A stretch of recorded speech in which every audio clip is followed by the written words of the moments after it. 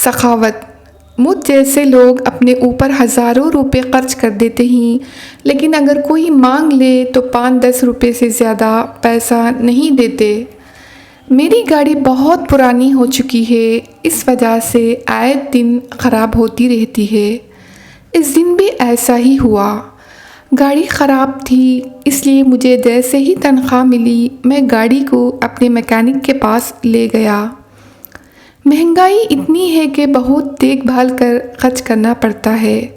Mechanic تو بہت مصروف تھا، اس لیے اس نے گاڑی اپنی ایک شاگرد کے حوالے کر دی اور میرے پاس آ کر آہستہ سے کہا، نجم صاحب، لڑکا نیا ہے لیکن اپنے کام میں ماہر ہے، بہت غریب ہے، اس لیے میں نے کام پر رکھ لیا ہے۔ مجھے تو کام سے دلچسپی تھی، چاہے کوئی بھی کرے۔ لڑکا گاڑی کی مرمت کرنے میں مصروف ہو گیا اور میں کھڑا اس کو دیکھ رہا تھا۔ وہ واقعی بہت مہارت سے کام کر رہا تھا۔ تھوڑی دیر بات چیت شروع ہو گئی۔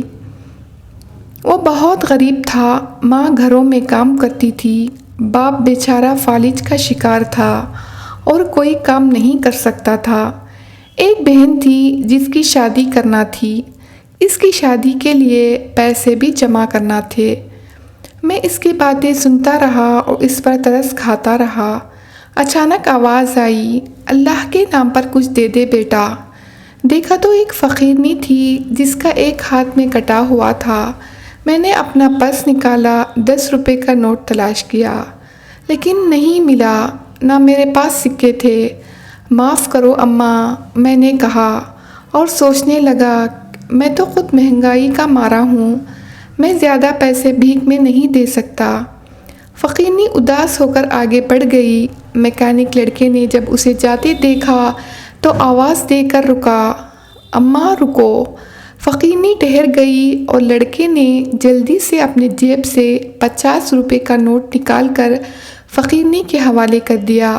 فقیرنی خوش ہو گئی اور اس کو دعا دیتی ہوئی وہاں سے چلی گئی۔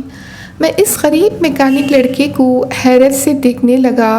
50 روپے کا نوٹ، اف، 50 روپے کا نوٹ تو میرے پاس میں بھی تھا،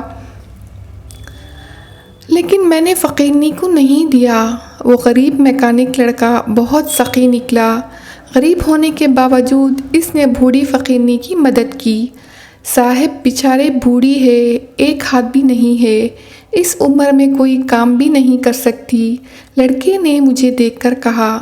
میں لڑکے کی بات سن کر حیران ہو رہا تھا۔ مجھ جیسے اب لوگ اپنے اوپر ہزاروں روپے خرچ کر دیتے ہیں، لیکن اگر کوئی مانگ لے تو 5-10 روپے سے بھی زیادہ پیسہ نہیں دیتے۔ مجھے لڑکے کی سخاوت پر فخر ہونے لگا اور اپنے آپ سے شرمندہ ہونے لگا۔ ہمیشہ دوسروں کی مدد کرنا چاہیے۔